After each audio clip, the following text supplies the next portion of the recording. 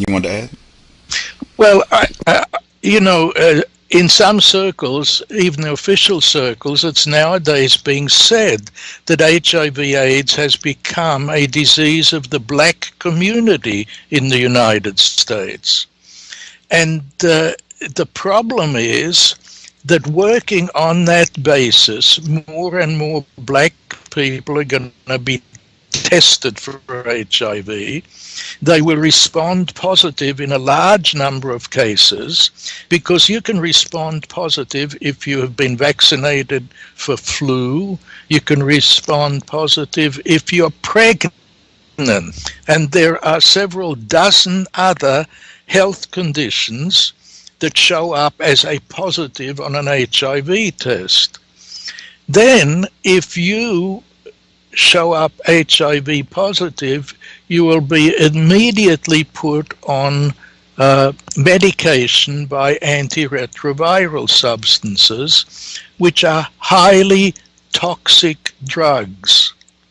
And I'm very much afraid that what's going to happen over the next 10 and 20 years is that a larger and larger number of people, primarily black people, are going to be killed by those drugs when there was nothing wrong with them in the first place, except that their particular genetic makeup makes it more likely that they produce the proteins that cause a positive HIV test.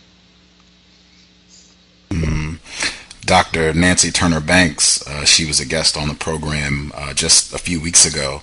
She authored a book, AIDS, Opium, Diamonds, and Empire, also about HIV/AIDS, and saying that this is what we have been told is not true.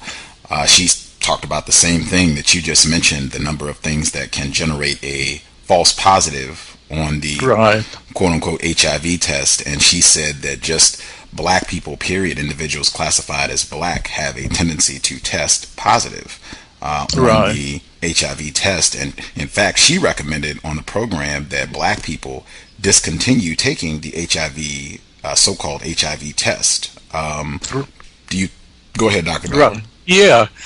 Our group, Rethinking AIDS, actually believes and says no one should take an HIV test because the test does not show infection by a virus. Strangely enough, if you look at the pamphlets that come with the test kits, they even say these tests have not been approved for diagnosis of infection. Originally, you could be classified as having AIDS only if you actually had symptoms of illness, physical symptoms of illness.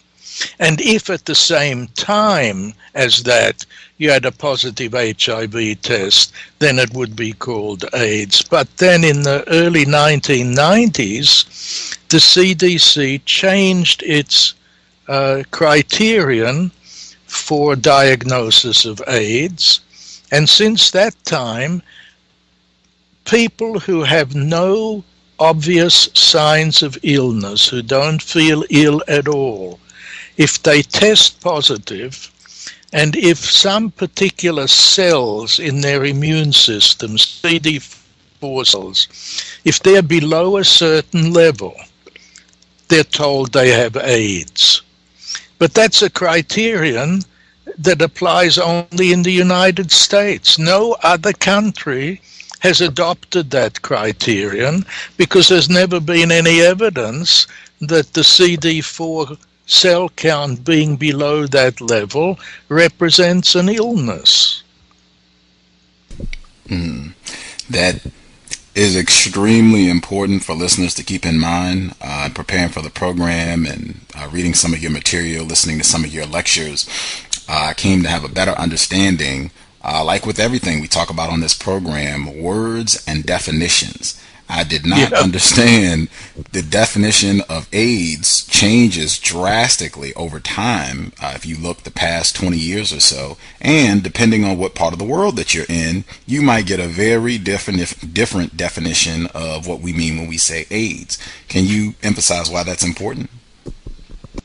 Well, it's vitally important because in the early 1980s there was an absolute panic all over the place about this new disease, invariably fatal, transmitted by sex, which just about everybody practices, so everybody is at risk.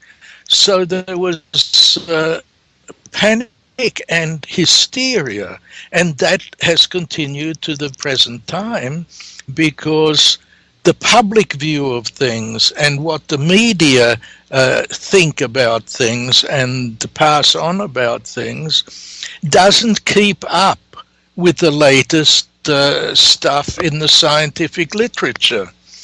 So the overall view that most people have and that you see in most of the media is still in that frame of mind of 30 years ago, that we have this terrible virus which you can't eradicate, and which if you catch it and you're not treated, you're going to invariably die, and die in a very miserable, nasty way.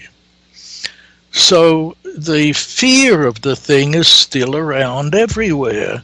And yet the literature, all of the studies that have been done have shown that if you have a partner who's HIV positive, you have a very, very low chance that whatever makes him test positive is going to be transmitted to you.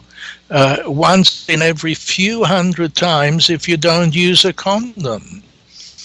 By comparison, the rate of transmission of syphilis or gonorrhea is something like 10% or more.